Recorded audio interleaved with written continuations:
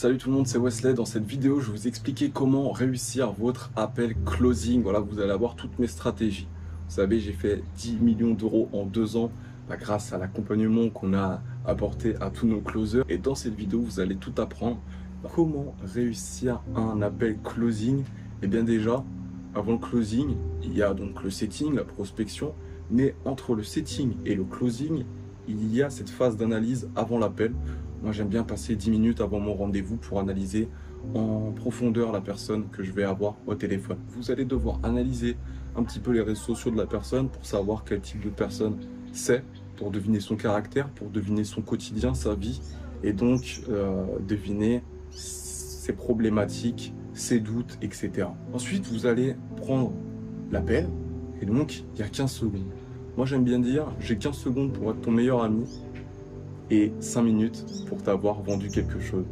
Et c'est vrai, c'est ça, on n'est pas là pour autre chose, on va pas se mentir. Mais ces 15 premières secondes, le but c'est de briser la glace. Il faut créer un lien de confiance, faire comprendre assez rapidement que vous n'avez pas, vous, de besoin. Je vous le dis sincèrement, moi j'ai une personne au téléphone qui a 5000 € de budget, et ben je m'en fous. Si on fait du business ensemble, tant mieux.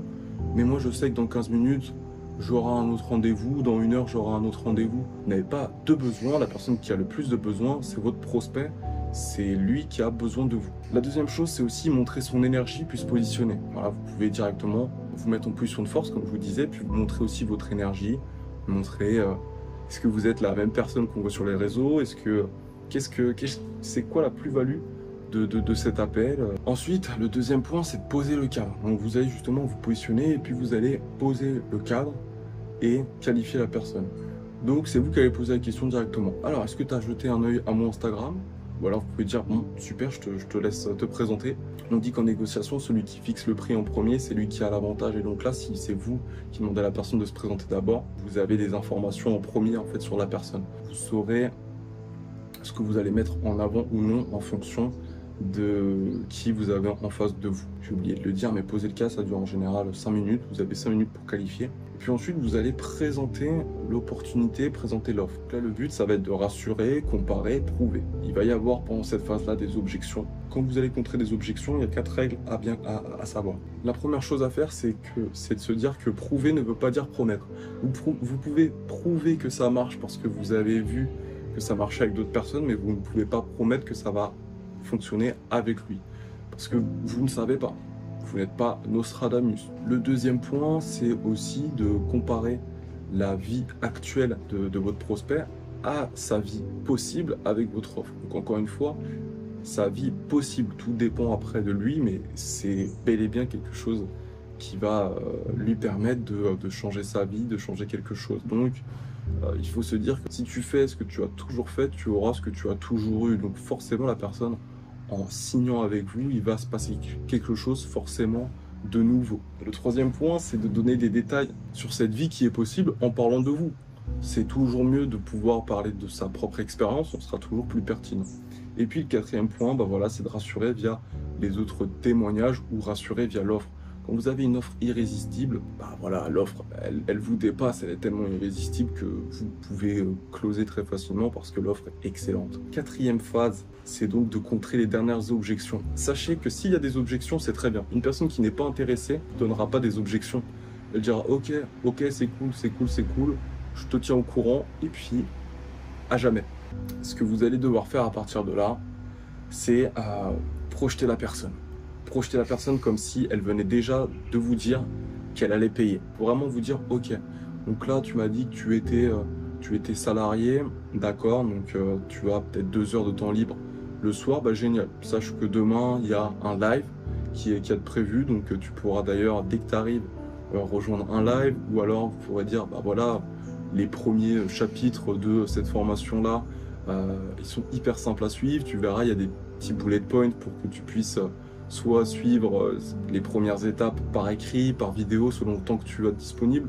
Vous pouvez dire, voilà, donc là, on va créer votre site internet. Donc ce qui va se passer après notre appel, ou ce qui va se passer à partir de demain, c'est qu'on va vous demander quelles sont vos couleurs préférées pour qu'on puisse créer un logo. Vous pouvez vraiment projeter la personne et la mettre dans la dynamique, l'aider.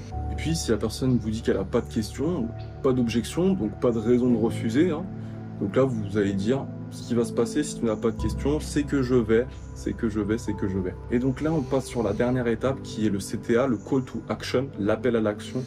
C'est là que vous allez devoir closer. Il faut vraiment que vous ayez confiance en vous à ce moment-là. Quand on monte sur un ring pour se battre, si vous pensez que vous allez être KO, ça sert à rien de monter sur le ring. Donc là, ça sert à rien d'avoir fait un appel de 20-30 minutes si vous êtes dans une dynamique à foirer les dernières minutes de l'appel. Donc là, vous êtes confiant.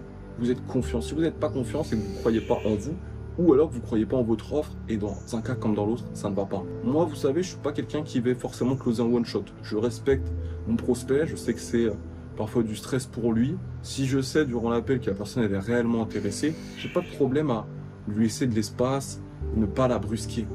Donc, je vais pas forcément vous recommander de closer directement. Après, c'est au feeling. Que je peux créer un groupe WhatsApp pour te mettre en relation avec mon expert qui va s'occuper de créer ton site internet, etc., etc. Donc, vous voyez, vous pouvez soit booker un prochain rendez-vous, soit donner une chose à faire immédiatement après le call et closer après en message tranquillement. Ou alors, vous pouvez closer pendant le call directement et dire, bon, bah alors du coup, tu m'as dit que cette formation-là, elle t'intéresse. C'est la phase de closing, hein, ça ne veut pas dire que l'appel va forcément se terminer, mais ça dure en général, bah voilà, 1 minute ou 2 pour mettre les choses au clair et récapituler l'appel. Beaucoup de personnes, quand ils posent le cadre, récapitulent l'appel avant qu'il ait lieu. C'est pas du tout ça qu'il faut faire. Il faut toujours montrer que c'est naturel. Mais à la fin, par contre, vous faites un gros récap de ce qui vient de se passer. D'accord? Et puis après, une fois que vous savez que le closing est effectué, vous pouvez revenir sur de la tranquillité. Moi, j'aime bien briser la glace une seconde fois après l'appel. Et je reparle un petit peu de ma vie, je reparle un petit peu de lui. On sympathise, on discute, on parle d'autres choses. Voilà comment je fais et comment je structure un appel closing. Donc voilà, si l'opportunité du closing vous intéresse, vous avez énormément d'informations en description. Vous pouvez directement me contacter ou prendre rendez-vous. Pareil, en description, tout est disponible. Donc voilà, c'était Wesley, merci d'avoir regardé cette vidéo. N'hésitez pas à commenter, liker, partager. Et on se dit à la prochaine. Salut, bye bye, ciao ciao.